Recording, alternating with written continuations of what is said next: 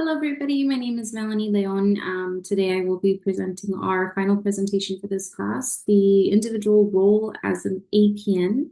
I am currently in the FNP program, so my focus will be on the nurse practitioner role. So what do you want to do with your new role? So currently my main goal is to graduate school. So graduate from the MSN FNP program here in Azusa Pacific. I do plan on graduating. I believe it's ending of 2026. After this summer, I'll be about halfway done with my schooling, so I have a year more to go. After graduating with the program, I do plan to work for a while in a clinic setting. Currently, I am working as a bedside telemetry nurse at a hospital in Los Angeles, and I do work nights, and it is rough with my schedule. I have a 3-year-old son, and it's just a little bit rough on the schedule, so hopefully moving to days and working a little bit better hours in my new position. After working for a while as a clinic, in a clinic, in the role of FNP, I do plan on applying for 104 NP. So 103 NP for a while for the 3 years that are allocated, then transitioning over to that 104 NP in California. To gain full practice authority. After working a little bit longer in that role and feeling once I feel a little bit more comfortable, the end goal would be to eventually open my own practice. Do you need any additional training to accomplish this outside of getting your NP? So outside of obviously finishing schooling for FNP and obtaining your license. It is so here in California. First, obviously, you would need to apply for the 104 NP. I've done a little bit of research and found that some knowledge in business would actually be extremely beneficial to my personal end goal. Of owning my own clinic or opening up my own clinic. While opening up a clinic as an FNP here in California is still a little foreign, still a little new. There are other states that do allow for FNPs to have full practice authority and open their own clinics. So I did some research, I did some reading, and there was actually an interview that I found with a nurse practitioner. Her name is Erin Athy. This interview was posted on the AANP website, and she does own her own practice, and they did some questions about how she started up and just in general her advice towards a family nurse practitioner wanting to open their own clinic. So she highlights the importance of taking some additional business classes if possible, just to gain an understanding of the business aspect of owning and opening your own business, because at the end of the day, even though it is a clinic, it is still a business.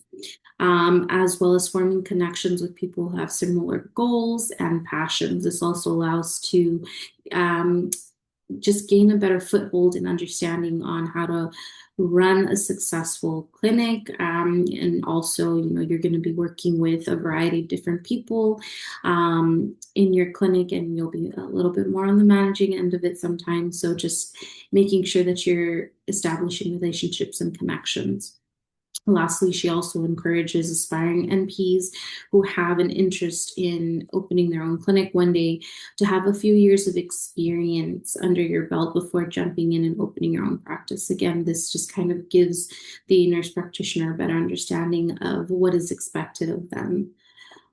So, on top of that, so how might social, legal, global and financial factors impact this plan?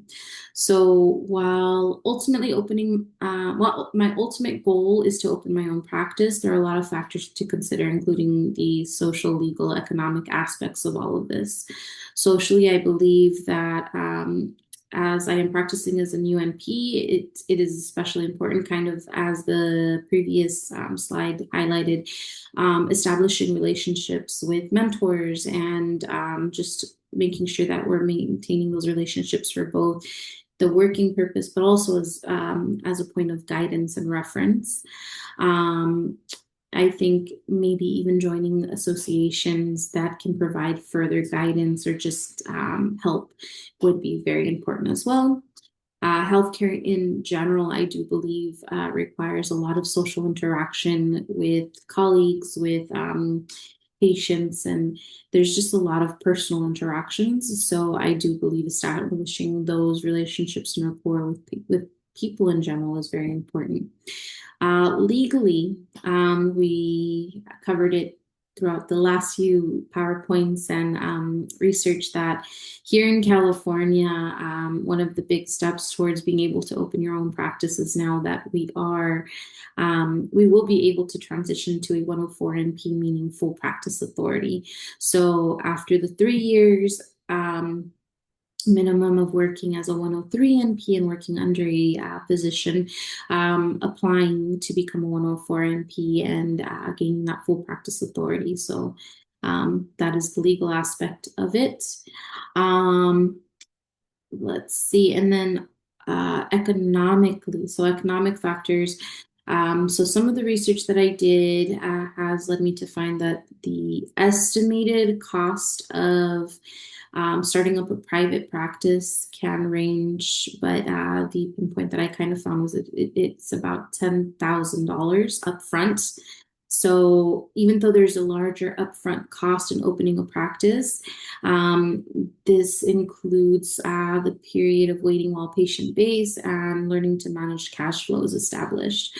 So again, it is a pretty large upfront cost, $10,000, but hopefully it does pay off. Which APRN provider provides guidance and inspiration for your plan? So as soon as I read this, the first person that came to mind was Dr. Loretta Ford. So an APRN pioneer that provides inspiration directly for me was Dr. Loretta Ford.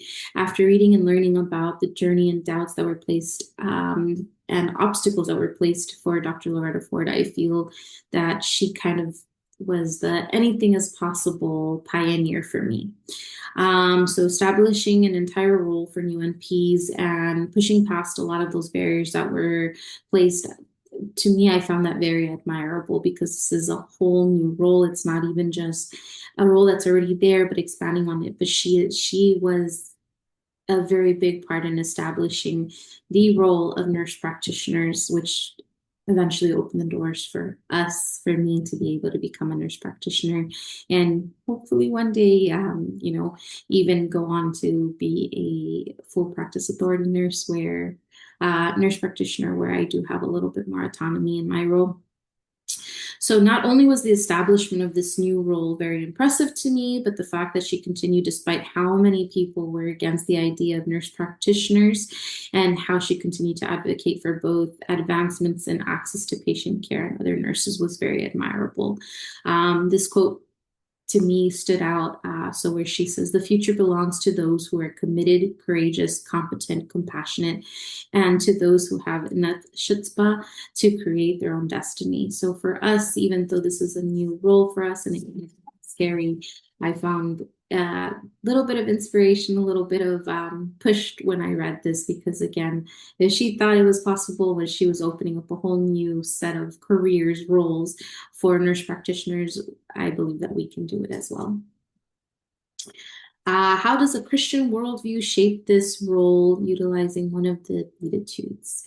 So I believe that working in the healthcare field, puts providers such as APNs, FNPs, and other advanced practice nurses in a position where they must be empathetic and understanding of others, our patients, and situations in order to provide the best possible care.